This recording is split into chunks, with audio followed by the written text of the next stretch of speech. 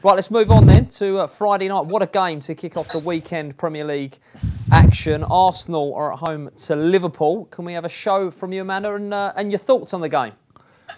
Certainly, we've Arsenal priced up at 7-5, Liverpool 9-5, and the draw at 5-2. Yeah, it's a very tasty match now to look forward to Friday night to get the Christmas underway, of course. Both sides have dropped a few points recently, and certainly the bookies have been picking up the rewards while they can. But Arsenal dropping points, of course, to Southampton and West Ham was certainly not in their plans. And Liverpool, of course, they were heavily back to get a burst of goals past Everton and West Brom, but they failed to do so. We did see Liverpool destroy Arsenal at the start of the season, of course, at Anfield back in August. They had 10 shots on target that day when Arsenal had none. But I don't think that's going to be the case here. And I'm actually going to sit in the fence with this. I'm going to go with draw, currently priced up at 5-2. But I do think both will score. So I'm going to go draw both to score at 3-1. And what price is both teams to score in that game? I imagine it's going to be pretty short. It is indeed. It's 2-5. 2-5. Milts now. There's been some absolute humdingers between these two down the years. Arshavin bagging 4 and all sorts going on. How do you think your mob are going to fare here?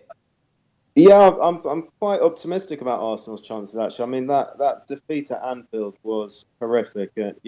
Some unbelievably poor performances from most of the Arsenal players. But at home this season, they've been a very different beast. I mean, they've won 8 out of 9. The one blip was that remarkable game against Manchester United when they absolutely battered United on the shots count. I think they had about almost 35 shots, and David De Gea was in inspired form. So they could easily be coming into this looking for a 10th straight home league win. I think Arsenal and both teams to score could be the way to go here. Liverpool, that always question marks over their defence, particularly away from home. The last season's at the Emirates was 4-3 to Liverpool, but I mean that was an Arsenal team with Rob Holding and Callum Chambers in central defence, Mohamed El Neni and Francois Coquelin in midfield. So very very under strength Arsenal side that day, and I think it should be a thrilling game as Amanda suggested, and Arsenal to nick it. I think. Milts, do you agree with that? Good case, Wilco. Good case made for Arsenal there by.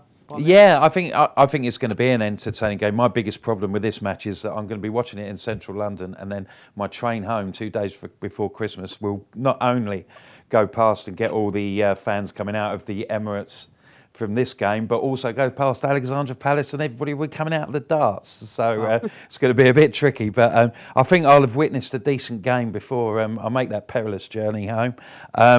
Liverpool are having no problems in front of goal on the road. They've scored 24 in their last 9 away games.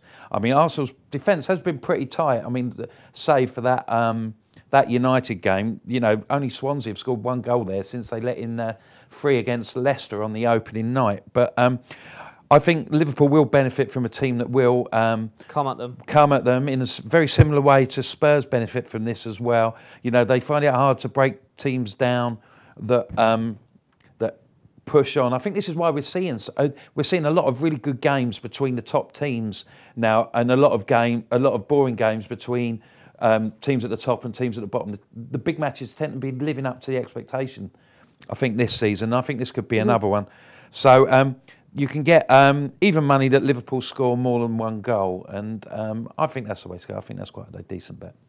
Indeed. Milts, just quickly, Sanchez, he'll probably start, won't he? Yeah, I'd have thought so. He was on the bench, I think, wasn't he, at Anfield? But yeah, I mean, he's been subdued. I was looking the other day. Actually, he scored the same number of Premier League goals as Nicolas Otamendi of Manchester City this season. So that's not well. Hats off to Otamendi for getting so many from set pieces. But yeah, Sanchez has been underwhelming, and still the doubts over his long-term future at Arsenal. Or maybe there aren't any doubts he's going to go. But well, I do know that he's sitting on 4 bookings coming into this one. So if he'd like to book himself a little Christmas holiday. Yeah, the bookings for Boxing Day off, yeah. Sort of kicking the ball away. Always a good one to look out for. Do Paddy Power offer a market on that, Amanda? I'd love to know, if you do, what price Sanchez is to pick up a card. I'll check that while we're going through the rest of the matches. I'll see if I can find that out for you.